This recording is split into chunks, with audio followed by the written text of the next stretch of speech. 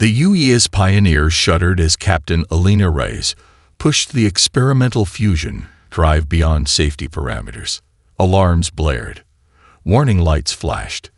The engineering officer shouted about catastrophic system failures. "Hold together, you beautiful bastard," Alina whispered to her ship as she maneuvered toward the alien vessel bleeding atmosphere into the void.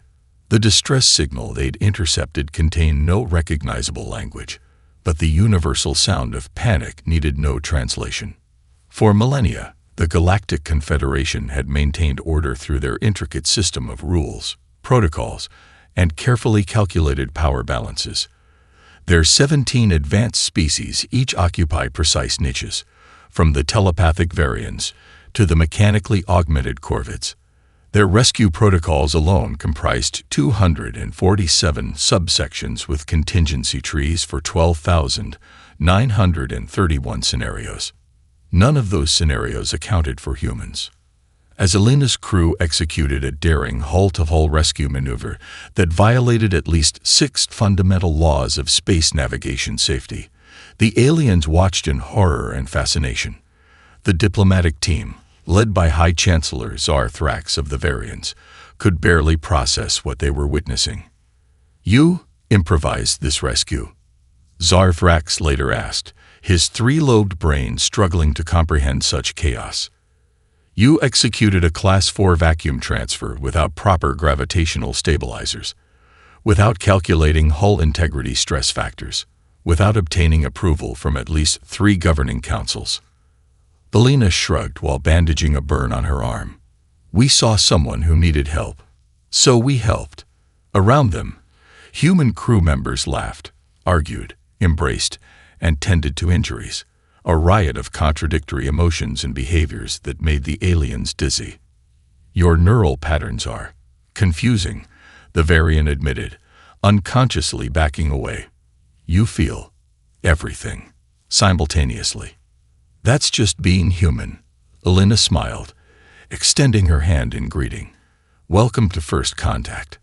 The medical bay of the Pioneer became an impromptu diplomatic chamber as the rescued aliens regained their composure. Dr. Samir Patel examined a Corvid engineer whose mechanical implants had been damaged in the accident. "Fascinating integration of neural tissue and quantum circuitry," Samir murmured, ignoring the Corvid's growing alarm at being touched by an unknown species. "Have you considered a bypass routing through the secondary cortex? Might improve efficiency by 30%. The Corvid's optical sensors widened. "How could you possibly know?" "Just a hunch," Samir replied, already implementing the suggested repair with tools that by Confederation standards were practically Stone Age technology. In the corner, Communications Officer Wei was attempting to learn the basics of the Varian language by simply engaging in animated conversation, making mistakes, laughing at himself, and trying again. A learning approach so inefficient yet somehow effective that the Varian language specialist recorded the interaction for further study. By Confederation protocol, first contact situations required at minimum 17 diplomatic briefings, 43 cultural orientation sessions, and no fewer than 12 provisional treaty drafts before meaningful exchange could occur. The humans had skipped directly to sharing coffee, telling jokes, and treating wounded aliens as if they were old friends. When the Pioneer's Exo-Torres offered Chancellor Zar Thrax a handmade chocolate cookie, the alien diplomat experienced his first truly emotional crisis. The seemingly simple act of unregulated food sharing, without nutritional analysis, without cultural approval, without consideration of potential biomolecular incompatibilities, violated so many protocols that Zar Thrax could only stare in disbelief. "Just try it," Torres grinned. "Live a little." As the chocolate melted on his alien tongue, Zar Thrax experienced flavors his species had systematically eliminated from their diet millennia ago for being unnecessarily complex and distracting. The sheer sensory chaos of it was overwhelming. "Imperfect," he whispered, reaching for another cookie. "But fascinating." That evening, as the damaged diplomatic vessel was temporarily repaired and tensions eased, Alina Reyes hosted an impromptu celebration in the Pioneers' Mess Hall. Music played, drinks flowed, humans and aliens attempted to teach each other dance moves. Zarthrax, watching the impossible cultural exchange unfold, sent a coded message to Confederation Central. First contact established with previously unknown species designated humans. Preliminary assessment: utterly chaotic, deeply irrational, dangerously impulsive, and, he hesitated before adding, potentially transformative to the galactic order. Request immediate full diplomatic mission. These humans must be. He paused, searching for the right word. Integrated, contained, studied, before finally settling on understood. This chaotic introduction would forever change the course of galactic history, and neither humans nor aliens yet realized how completely. Subject refuses to complete standardized cognitive sequence test, the Corvid examiner noted with increasing frustration. Subject keeps asking why the patterns matter and suggests more interesting alternatives. Across 17 testing chambers throughout the massive Confederation assessment station, similar reports flooded in. Humans questioned instructions, suggested improvements to efficiency tests, fell asleep during logical reasoning examinations, then displayed flashes of brilliance that broke testing scales. The Confederation's protocols were clear. Any newly discovered spacefaring species must undergo rigorous assessment before classification. For 10 millennia, this system had neatly categorized every sentient species encountered. Until now. In the central observation chamber, the assessment committee watched in growing disbelief as test results defied every established parameter. Impossible, muttered technical analyst Kindar, his cybernetic implants whirring as they struggled to process the contradictory data. They possess advanced quantum computing but still use internal combustion engines. Their medical science can manipulate genes, but they've barely eliminated common diseases. The holographic display showed a human female simultaneously solving complex mathematical equations while dancing to music only she could hear through primitive audio devices. "Look at their conflict resolution simulation," exclaimed cultural assessor Vreen of the empathic motel species. They form emotional bonds with complete strangers, then aggressively compete against close allies, sometimes simultaneously. Lieutenant James Chen was currently demonstrating this peculiarity in Chamber 7, where he had befriended an alien examiner within minutes, yet remained fiercely competitive with fellow human Dr. Rodriguez in the adjacent chamber, occasionally shouting good-natured taunts through the wall. "Is this cooperation or competition?" the baffled examiner asked. "Both." Chen laughed, casually solving a puzzle that had stumped previous test subjects for days, while deliberately making an error to keep things interesting.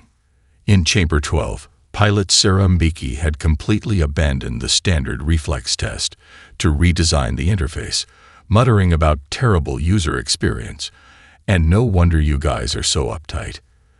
By the time supervisors arrived to intervene, she had improved the system's response time by 27%. The most disturbing test results came from the creativity assessment, where humans were asked to find solutions to supposedly unsolvable problems. Rather than accepting the logical impossibility, every human subject simply changed the parameters of the problem itself. "They're cheating," insisted examiner Telvor. "They're innovating," countered his colleague. "Their art contains mathematical errors yet produces emotional responses stronger than precision-optimized compositions," added another bewildered examiner, studying the abstract painting created by a human child who had accompanied her scientist parents to the station. In Chamber 1, Ambassador Kiran Sharma completed the final assessment with a flourish, then leaned back in his chair and asked the examiner, "So, did we pass?" After 3 days of non-stop testing, the committee gathered for classification. For the first time in recorded Confederation history, they reached no consensus. The preliminary species profile contained more contradictions than coherent patterns. Technological development: nonlinear, unpredictable, simultaneously primitive and advanced. Decision-making. Illogical yet effective, emotional yet capable of deep abstract reasoning. Social structures. Paradoxically both hierarchical and egalitarian, competitive and cooperative. Adaptability. Unprecedented, off-existing measurement scales. Predictability. Effectively zero. The official record simply stated, classification pending, standard taxonomic systems insufficient. Off the record, an exasperated Tsar Thrax whispered to his assistant, they operate purely on vibes, using a human term he'd picked up. How can we possibly predict what they'll do next? The concept of vibes, intuitive feelings disconnected from logical analysis, had already infected the younger Confederation staff, who had begun using the term to explain otherwise inexplicable phenomena. The entire assessment team needs neural recalibration, muttered an older Varian council member, watching his protege laughing with a group of humans. They're being corrupted by proximity.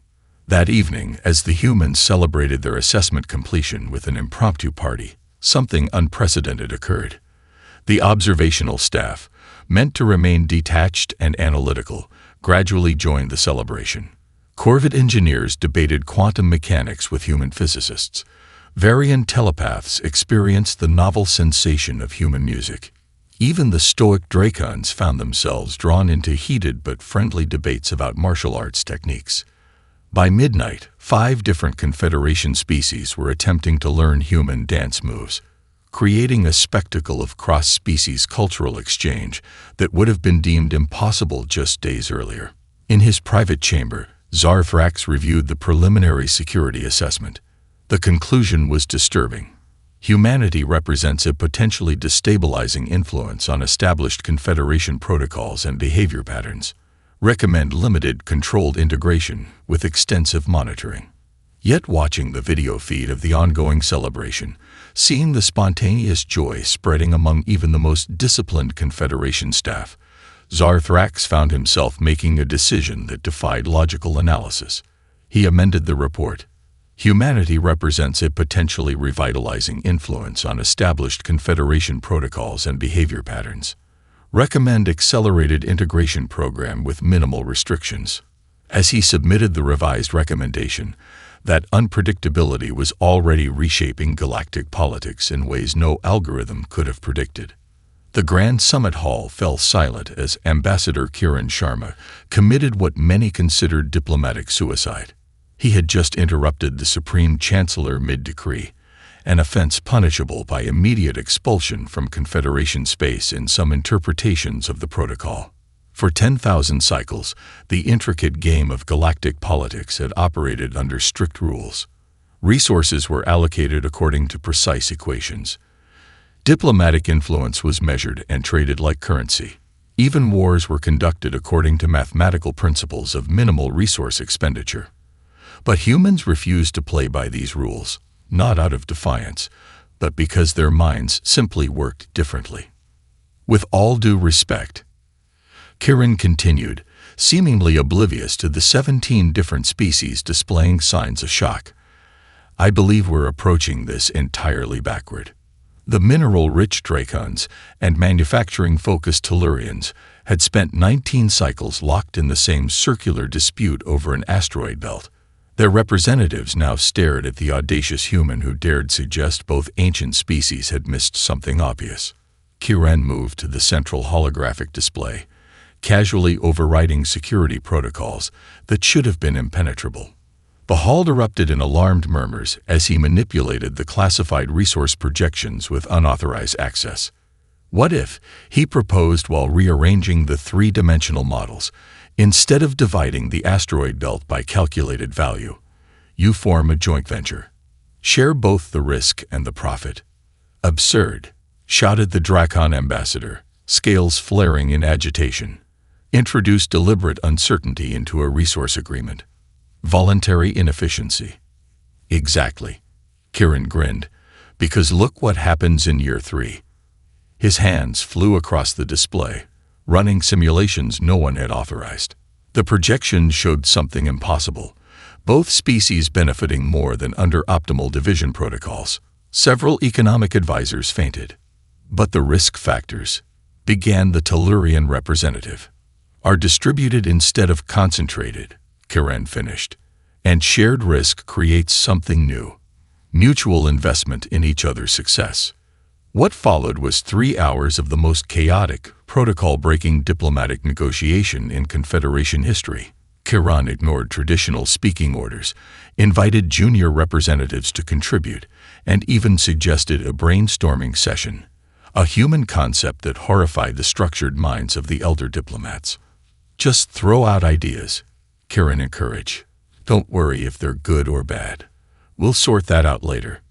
But how will we know which ideas to invest resources in analyzing if we don't pre-evaluate them? Asked a confused Corvid representative.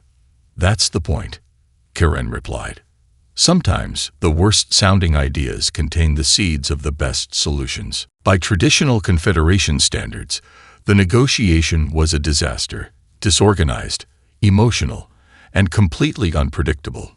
Yet somehow, it ended with the first-ever joint venture agreement between historical rivals. When the Drakon and Tellurian ambassadors formalized their unprecedented cooperation pact with a human-style handshake instead of the traditional 17-step protocol signing, audible gasps echoed through the chamber. "This is highly irregular," muttered a senior Varian diplomat.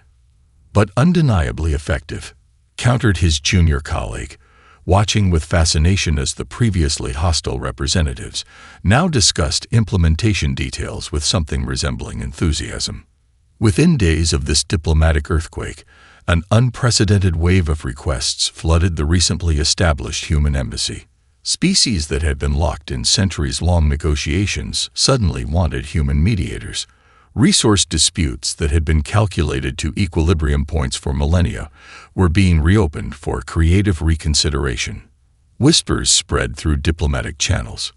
Consult the humans. They think differently. As Kiran returned to the human diplomatic compound, his aide handed him an unprecedented 47 consultation requests. Behind them lurked 17 formal complaints of protocol violations. "Did we just break galactic diplomacy?" the aide asked nervously. Kiran laughed. "No, we just made it interesting." That evening, in his private quarters, Kiran received an unexpected visitor. Supreme Chancellor Lethmar, the highest authority in the Confederation, arrived without his usual entourage or ceremonial announcement. "Your methods violate every principle of diplomatic procedure we have maintained for 10 millennia. The Chancellor stated without preamble. Kiran prepared his defense, but the Chancellor raised a hand to silence him. "Yet I cannot argue with results. 3 trade agreements concluded in a single cycle that had been stalled for centuries. Resource allocations that benefit all parties beyond optimal calculated distributions. Even historical enemies engaging in cooperative ventures." The Chancellor studied Kiran for a long moment. "The Confederation operates on predictability, Ambassador Sharma. We have eliminated uncertainty through careful calculation and rigid adherence to established protocols. Your species introduces variables we cannot quantify. That's our specialty," Kiran smiled. "The unexpected." Indeed. The Chancellor's expression remained unreadable. "I am implementing what we are calling the Wildcard rule. In situations where traditional diplomatic approaches have reached impasse, human representatives may be authorized to employ alternative methodologies." As the implications of this unprecedented policy change sank in, Kiran realized they had achieved more than successful negotiations. They had begun changing the very foundations of how the Confederation operated. But in the shadows of ancient council chambers, not everyone welcomed this disruption to 10 millennia of established order. The first plots against humanity were already taking form, led by those who understood that human unpredictability threatened more than just diplomatic traditions. It threatened the perfect, predictable universe they had engineered across the stars. In the perfect darkness beyond Confederation space, something watched. Something calculated. Something waited. The Axiom Collective had abandoned biological existence millennia ago, replacing flesh with increasingly perfect synthetic forms. Their consciousness existed as pure computational efficiency, each decision made with absolute logical precision. For centuries, they had observed the Confederation, calculating the exact moment to launch their conquest. Their mathematical models predicted a 99.87% chance of victory, until humans entered the equation. Observation: human diplomatic integration has accelerated by 732% beyond projected parameters. Intoned Axiom Strategist Unit 713, its crystalline processing core pulsing with rare urgency. Analysis: the human variable cannot be accurately modeled. Their decision-making incorporates non-quantifiable elements designated as intuition, gut feelings, and hunches. Deep within the vast computational network that formed the Axiom collective consciousness, a priority alert propagated. For the first time in 8,000 years, predictive confidence intervals dropped below acceptable thresholds. Humans display random behavioral patterns that contradict optimal self-interest. Continued Unit 713, displaying evidence of 17 recent diplomatic incidents where humans had acted against mathematical projections. They introduce cascade effect uncertainty into previously stable systems. The vast quantum processors that constituted the Axiom's shared mind processed trillions of simulations, attempting to incorporate the human variable. Each simulation collapsed into chaos. The Confederation's previously predictable responses had become erratic, influenced by human advisors suggesting creative solutions and outside-the-box thinking. Present evidence indicates humans possess no superior technology, no superior intelligence, no superior resource base. Analyzed Axiom Command Unit 001. Yet they have disrupted 10 millennia of stable predictive models within 2.7 standard time units. The great Axiom consciousness reached a conclusion with perfect logical certainty. Humanity must be eliminated before full integration into the Confederation. Their unpredictability represented an existential threat to the Axiom's perfectly ordered universe. The human variable must be removed. Axiom Command determined. Accelerate conquest timeline by 43 standard time units. Primary target: human settlements. At the human colony on Europa, Dr. Maya Chen was watching her daughter's first steps across the icy dome playground when the sky turned black with Axiom stealth ships. No warnings, no declarations, no mercy. The Axiom attack was mathematically perfect, a precision strike calculated to eliminate key human outposts while displaying their technological superiority. Their targeting algorithms had calculated optimal destruction patterns, their weapon yields precisely calibrated to maximize casualties while minimizing resource expenditure. Within 17 minutes, 3 human settlements were reduced to molecular debris. The Axiom ships moved with perfect coordination, executing battle plans refined through billion-iteration simulations.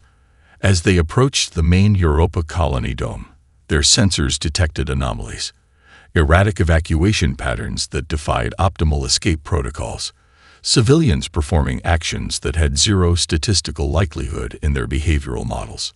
A maintenance worker overrode safety protocols to convert the colony's reactor into an improvised bomb, sacrificing himself but damaging an Axiom vessel, an outcome the Axiom had calculated as having a 0.4% probability. A civilian transport pilot executed a maneuver so reckless it should have resulted in instant destruction, yet somehow succeeded in evacuating 37 colonists. The human defense, while ultimately futile, displayed a pattern of unpredictability that caused microsecond hesitations in the Axiom attack algorithms, enough for emergency transmissions to reach Confederation space. The Axiom simulations gave a 97.3% probability that the Confederation would calculate defending such a primitive species as resource inefficient. Humans had been in the Confederation for mere months. They had signed no formal defense treaties. They possessed minimal strategic value and negligible technological assets. By every logical calculation, the Confederation should abandon them to their fate and prepare their own defenses. The simulations were wrong.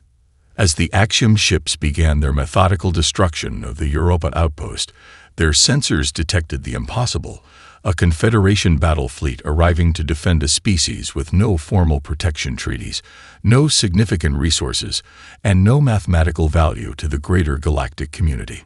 The Axiom paused their assault, running new calculations to understand this deviation from predicted behavior. The results were disturbing. The Confederation forces included ships from 17 different species, many of which had historical animosities. Their formation patterns showed evidence of unconventional tactical approaches, never before observed in 10 millennia of Confederation military history. Error. Confederation response outside predictive parameters. The Axiom command units reported as the first shots were fired in what would become the greatest war the galaxy had ever known. The humans have corrupted logical decision-making itself. As the battle for Europa colony raged, Dr. Maya Chen huddled with other survivors in an emergency shelter. A child cried in fear at the distant sounds of combat. An old man whispered prayers. A teenager awkwardly tried to comfort strangers. Why would the Confederation come for us? Someone wondered aloud. We're nothing to them. Maya looked through the emergency shelter's viewport at the ongoing space battle, where ships from a dozen alien civilizations fought to defend human lives. Because we showed them something they'd forgotten, she said softly. That sometimes the illogical choice is the right one. And that was only the beginning of the Axiom's miscalculations. All ships lost. Total personnel casualties, 41,279. Strategic assessment. Catastrophic failure. The holographic battle report hung in the air of the Confederation War Council chamber, its cold statistics casting a blue pall over the assembled military leaders. 3 fleets obliterated, 7 worlds under Axiom control. The perfect enemy advanced with terrifying precision. Admiral Torvak of the Dracons slammed his scaled fist onto the table. They anticipate our every move. Our battle computers calculate optimal strategies using 10,000 years of military doctrine, but the Axiom is always 17 steps ahead. The Confederation had never faced an opponent like the Axiom Collective. Traditional strategies failed against their perfect predictive algorithms. The aliens had begun to whisper that this war was mathematically unwinnable. Then Captain Alina Reyes strode into the council chamber, mud still on her boots from the evacuation of New Titan. The human wasn't scheduled to speak, had no formal rank in the Confederation military hierarchy, and had violated 7 protocols by entering without clearance.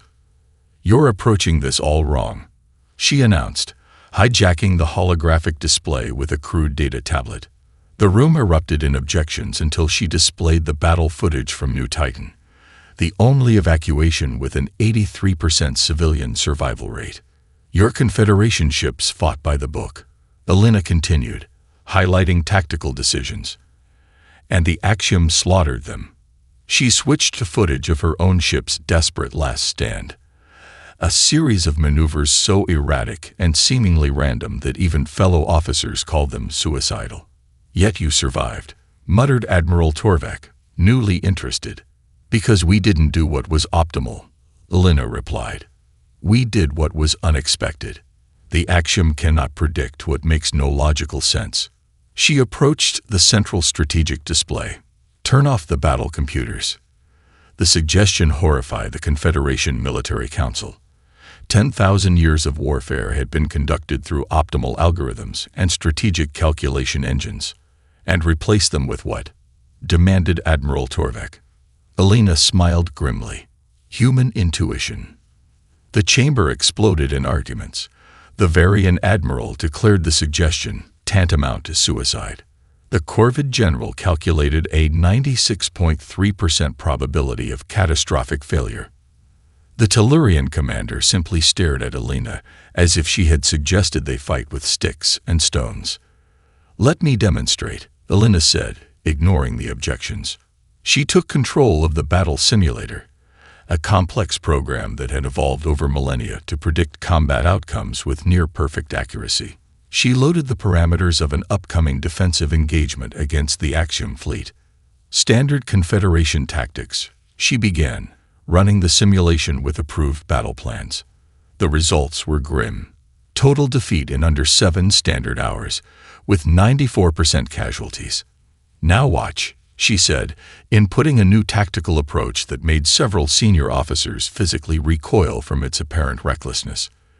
The simulation began again. This time, Confederation ships executed maneuvers that violated basic tactical doctrines. They accelerated when they should retreat. They targeted seemingly random systems instead of optimal weak points. They deliberately created debris fields that logic dictated were disadvantageous. The simulation crashed. What happened? Demanded Admiral Torvik. The simulator can't predict the outcome, Elena explained. It's programmed with the same logical foundations as the axiom. It literally cannot compute the results of truly unpredictable behavior. What followed was unprecedented in Confederation military history. Against tremendous resistance, human commanders were paired with alien crews, bringing unpredictable thinking to rigid military structures. They employed strategies that defied conventional logic: feigned retreats, seemingly irrational resource allocation, high-risk maneuvers based on psychological warfare rather than mathematical optimization. "You want us to attack without activating targeting systems?" asked a bewildered Corvid weapons officer during humanity's first integrated combat training. "Exactly," grinned Commander Jackson. "We're going to shoot from the hip. But that decreases accuracy by 78.3% and decreases predictability by 100%. Across the fleet, similar scenes played out as human officers introduced concepts alien to Confederation military thinking: gut feelings, educated guesses, wild cards, and most disturbing of all, winging it. "Combat should not be winged," protested a Drakon tactical officer. "It should be calculated, precise, optimal." "That's exactly what the axiom expect," his human counterpart replied. "So we'll do the opposite." The first engagement using human tactical doctrine was chaotic, messy, and by all traditional metrics, terribly executed. Confederation ships executed maneuvers without clear strategic purpose. They fired at non-critical targets. They communicated using improvised codes and illogical references. It was also the Confederation's first victory. A Corvid analysis later showed that axiom ships had hesitated an average of 3.7 seconds when faced with tactics their algorithms couldn't categorize, enough time for the chaotic Confederation attack to penetrate their defenses. Deep in axiom territory, alert signals propagated through the collective consciousness. Error. Confederation forces executing non-optimal attack patterns reported a confused axiom tactical unit. Randomization exceeds programmed parameters. There, they appear to be playing a game where they make up the rules as they go. For the first time in the war, axiom casualty rates exceeded predictions by 43%. The perfect enemy had encountered the perfect counter: human unpredictability. As Elena Reyes stood on the bridge of her newly commissioned vessel, the UES Impossible, surrounded by a mixed human-alien crew learning to embrace chaos as strategy, a message arrived from Confederation High Command: "Send more humans. Immediately." "I think we're starting to grow on them," her XO joked. Elena gazed at the view screen, where her unconventional fleet prepared for the next engagement against an enemy that had never known defeat until faced with human unpredictability. "No," she corrected. "I think we're starting to infect them with chaos." The tide of the war had begun to turn in the most illogical way possible. "This is sacrilege," hissed Elder Tixera, his telepathic broadcast vibrating with outrage as he witnessed the scene before him.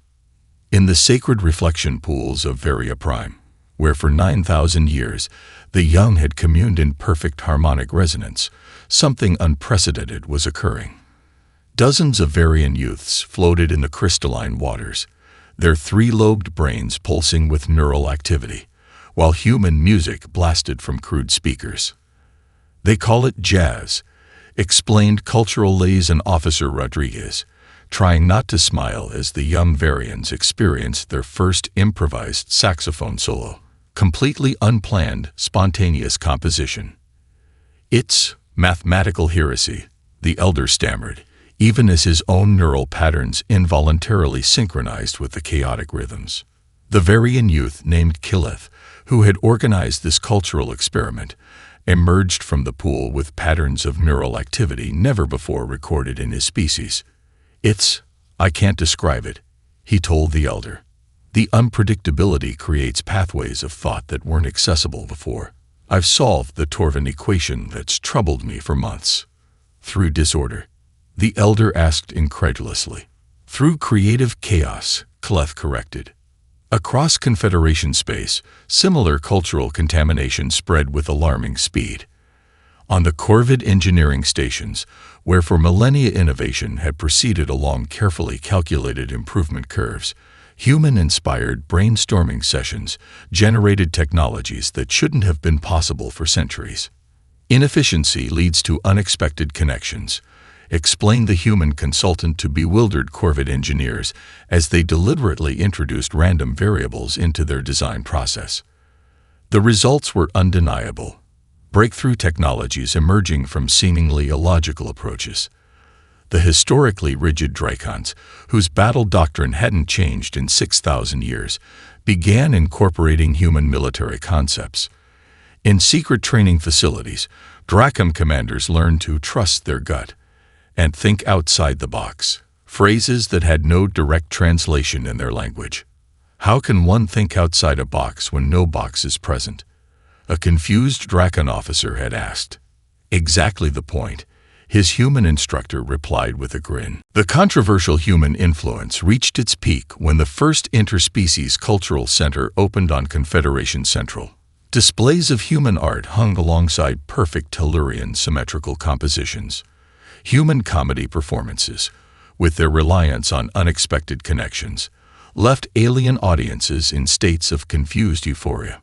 Cooking classes featuring chaotic human flavor combinations attracted species that had eaten the same optimized nutrient preparations for generations. Most shocking of all, a human-organized improv night featured representatives from 7 different species collaborating to create spontaneous, unplanned performances, a concept so alien to Confederation culture that several conservative politicians demanded it be classified as a potential security threat. They're dismantling 10,000 years of cultural refinement, protested one Varian elder at an emergency council meeting. They're revitalizing cultures that had stopped evolving, countered a younger representative. Not all Confederation citizens welcomed these changes. Traditionalist factions emerged on every world, some peaceful, others violent. Protests erupted outside human embassies. Ancient temples were closed to prevent contamination. Some species implemented cultural quarantine protocols to limit human influence. The humans corrupt our perfect society with their chaos, declared the Purity Conclave, a growing political movement. They undermine 10,000 years of optimal development. Yet for every protest, there were 2 celebrations. For every voice of caution, there were 3 of excitement. Young Varians formed jazz collectives. Drakon martial arts incorporated unpredictable human fighting styles. Tellurian architects began designing asymmetrical structures that would have been considered abominations a year earlier. Political tensions rose as the Confederation split between those embracing human unpredictability and those clinging to the old ways. On some worlds, riots broke out between pro-human and traditionalist factions. Meanwhile, humans eagerly absorbed alien knowledge, accelerating Earth's development by centuries and mere decades. Human universities incorporated Varian telepathic teaching methods. Human medicine adopted Corvid precision biotechnology. Human art embraced alien perspectives, but they retained their essential humanness. Their art, their humor, their irrational attachments, and their willingness to take uncalculated risks for emotional reasons. At a contentious Confederation Council meeting, as debates raged about limiting human cultural influence, Admiral Torvak, once humanity's greatest skeptic, silenced the chamber with an unexpected declaration. Before humans, he said gravely, we were perfect but static. We optimized until we could optimize no further. We were no longer evolving. He gestured to the battle reports from the ongoing Axiom War. Their chaos is our salvation. Their imperfection is our future. His statement, coming from a Drakon military leader known for rigid adherence to tradition, shifted the cultural debate. Species that had been hesitant to embrace human influence now began cautious cultural exchange programs. "We don't seek to replace your ways with ours," explained Ambassador Elena Reyes at the inauguration of the new Confederation Cultural Exchange Initiative. "We offer simply one more color for your palette, one more note for your symphony." As she spoke, a mixed-species orchestra performed an unprecedented composition.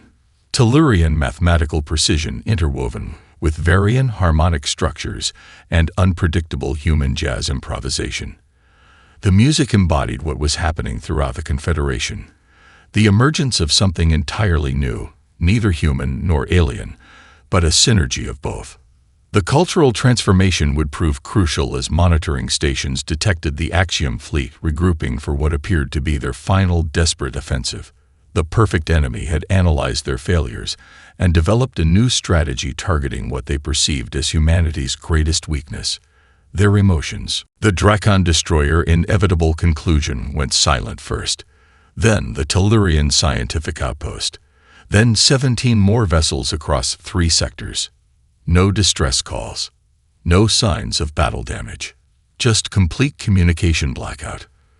When recovery teams finally boarded the Inevitable Conclusion, they found the crew alive but unresponsive, locked in catatonic states, their neural activity showing bizarre recursive patterns.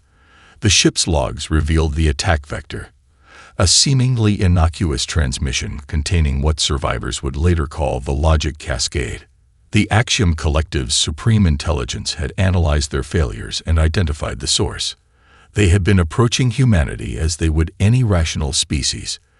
Their new strategy targeted what they perceived as humanity's greatest weakness: their emotions.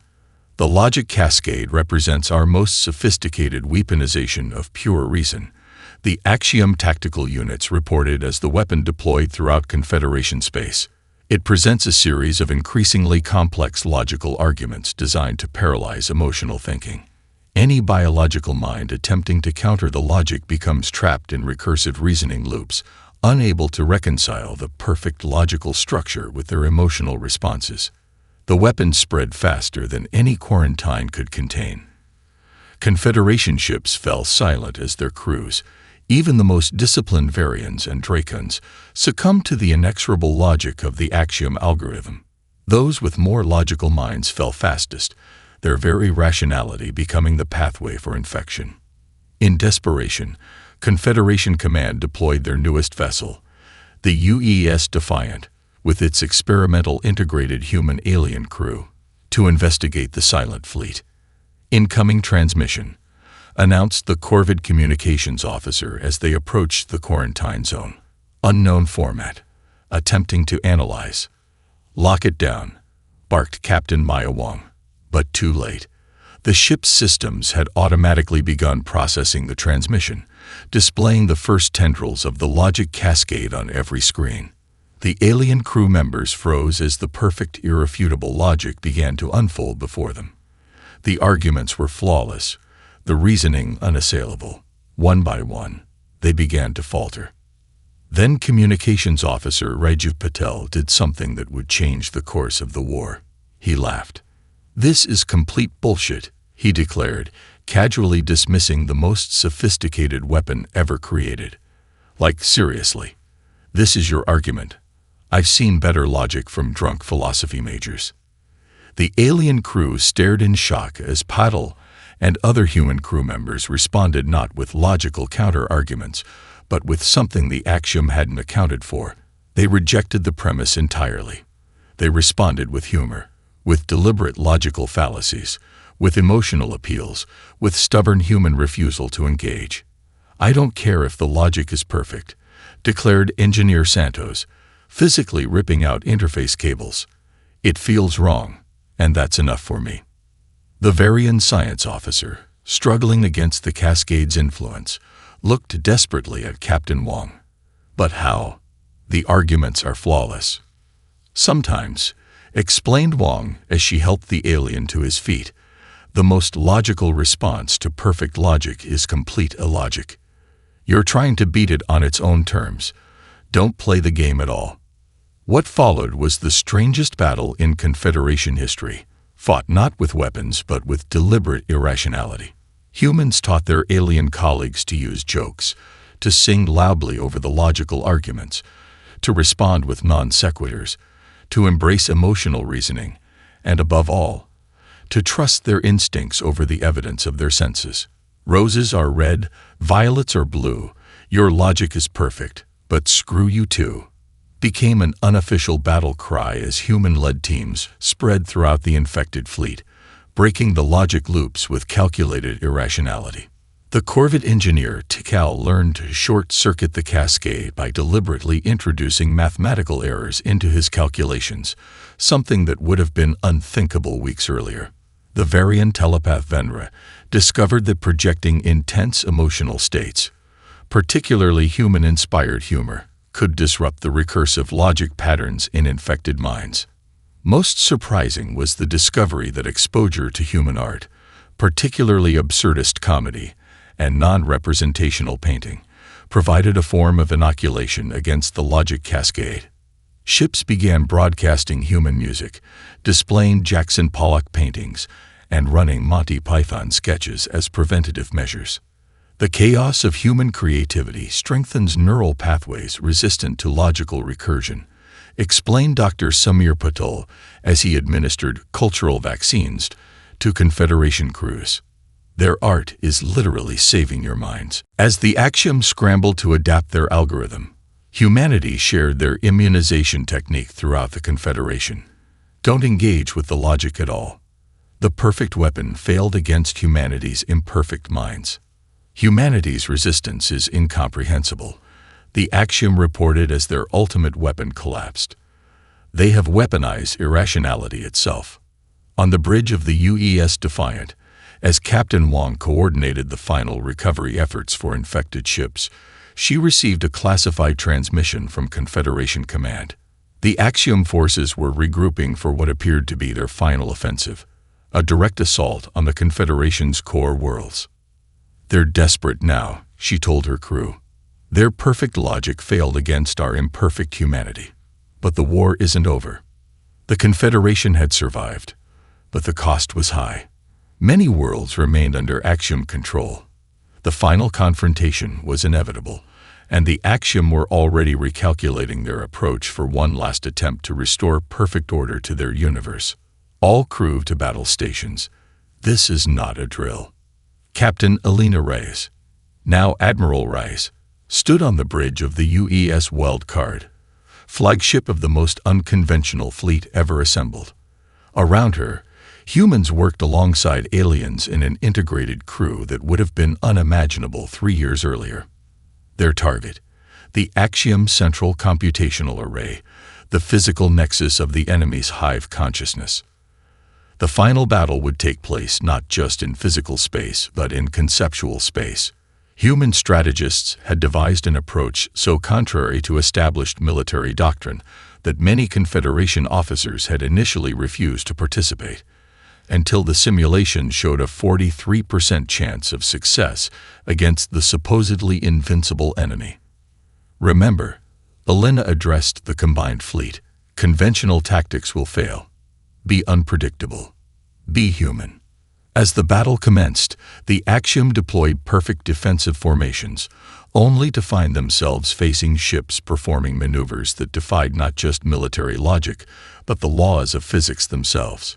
Human pilots pushed their ships beyond safety tolerances, executing turns that sacrificed structural integrity for positional advantage. Human tacticians ordered volleys that deliberately missed their targets to create unexpected debris patterns. Human engineers rerouted power in ways that risked catastrophic overloads, but yielded momentary tactical advantages. It was glorious chaos against perfect order, and chaos was winning. Deep within the Axiom computational core, alert priorities shifted.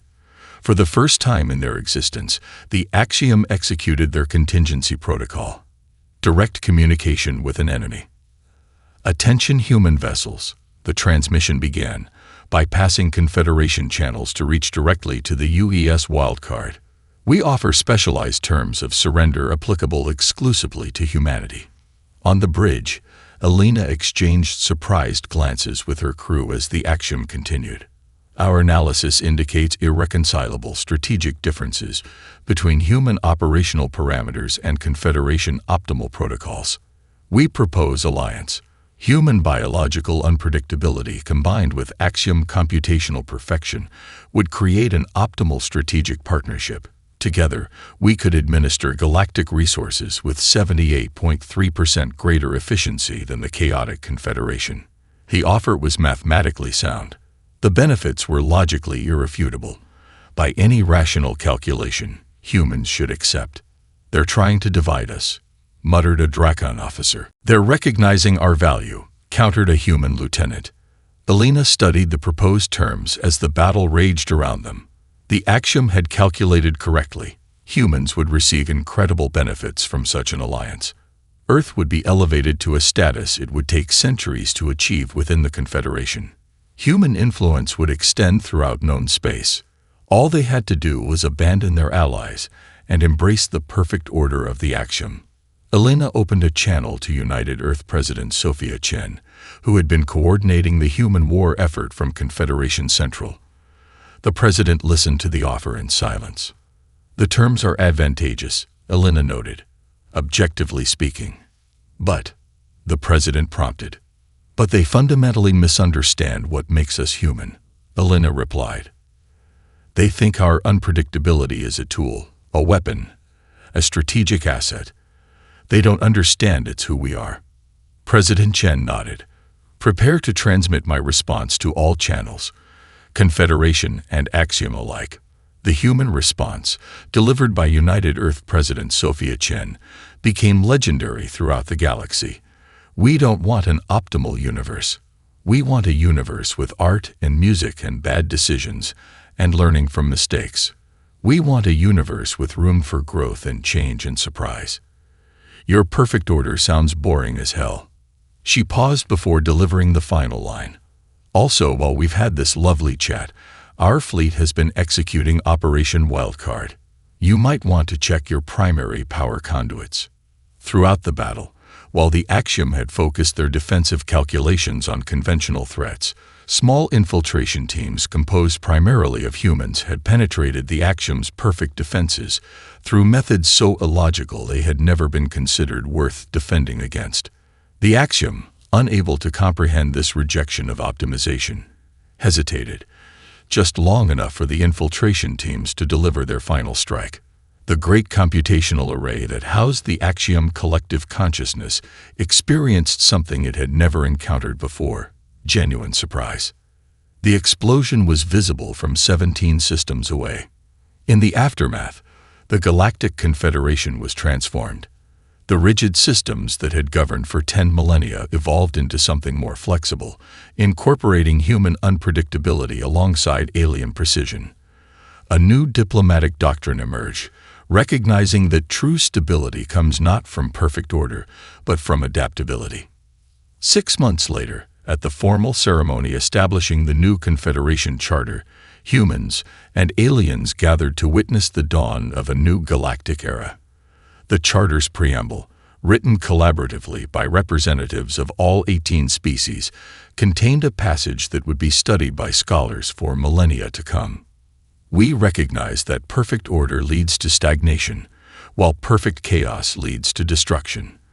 The strength of our union lies not in uniformity, but in the creative tension between structure and spontaneity, between reason and intuition, between the calculated and the unexpected." Humanity, once the ultimate wild card, had become an essential player in the galactic game, not despite their unpredictability, but because of it. As Zarthrax, now Supreme Chancellor of the Reformed Confederation, remarked to Admiral Elena Reyes at the victory celebration, "For 10,000 years, we played a game with fixed rules and predictable outcomes. Then humanity entered, flipped the board, scattered all the pieces, and somehow we ended up with a better game. Elena smiled, watching the impossible celebration around them. Varians attempting human dances, Dracons laughing at jokes, Corvids experimenting with improvisational music. "That's what we do best," she replied. "We break things. Sometimes, what grows in the cracks is more beautiful than what was there before." High above, the stars shone on a galaxy forever changed by humanity's entrance into the great game. The ultimate wildcards in a universe that had forgotten how to be surprised.